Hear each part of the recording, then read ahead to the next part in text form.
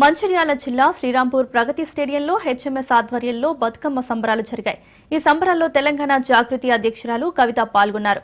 నస్పూర్ నాగార్జున కాలనీతో పాటు ఆర్కే8 కాలనీలో కార్మికుల ఇళ్లలో బతుకమ్మను తయారు చేసే కార్యక్రమంలో మహిళలతో కలిసి పాల్గొన్నారు। పెద్దపల్లి మంచిర్యాల జిల్లాల్లో కాంగ్రెస్ నాయకుల గూండాయిజం పెరిగిపోయిందని, తప్పుడు కేసులు పెట్టి జైళ్లకు పంపుతున్నారని కాంగ్రెస్ నాయకులు తమ పద్ధతిని మార్చుకోవాలన్నారు। లేదంటే రానున్న రోజుల్లో కాంగ్రెస్ పార్టీకి బుద్ధి చెప్పడం ఖాయమన్నారు।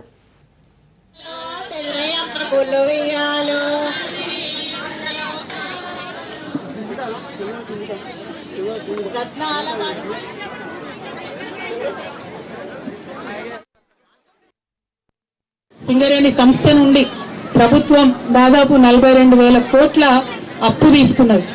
ఒకప్పుడు బెనిఫిట్ లో ఉన్నటువంటి సింగరేణి దగ్గర నుంచి ప్రభుత్వం బకాయిలు పెట్టింది।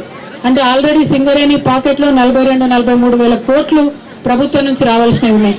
ఇది ఉండంగా ఇక్కడ ఉన్నటువంటి కొత్త బాయిలు తెరిచి ఇక్కడ ఉన్నటువంటి వాళ్లకు కొత్తగా ఉద్యోగాలు ఇవ్వాల్సింది పోయి కాంగ్రెస్ ప్రభుత్వం వచ్చిన తర్వాత ఎక్కడో కర్ణాటకలో పోయి బంగారం గని కొన్నారు, ఇంకెక్కడో పోయి రాగి గని కొన్నారు। ఇంకా ఎంత సిగ్గుచేటంటే ఆ కొన్నటువంటి గనుల కట్ట చేయడానికి వీళ్ళ దగ్గర డబ్బులు లేవట, అందుకని ఎల్ఐసికి పోయి మళ్ళీ 3,000 కోట్లు అప్పడుగుతా ఉన్నారు। సింగరేణిలో రాజకీయ జోక్యం ఉండకూడదు, చిన్న ప్రకటనతోనే అయిపోవాలి।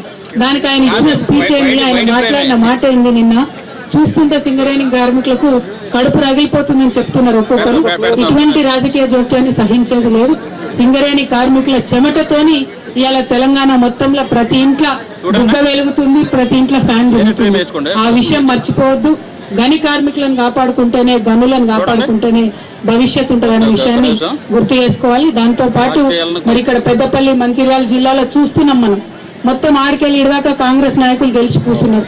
పోనీ ఏమైనా మంచి పనులు చేస్తారా అంటే టోటల్ గుండాయిజం, మొత్తం అందరిని కొట్టించుడు, జైల్లో పెట్టుడు, పోలీసులకు పట్టించుడు। మీరు కాంగ్రెస్ రాజ్యం నడుస్తుందా, పోలీసుల రాజ్యం నడుస్తుందా అర్థం కాని పరిస్థితి ఉన్నది। దాన్ని తగ్గించుకోండి దయచేసి।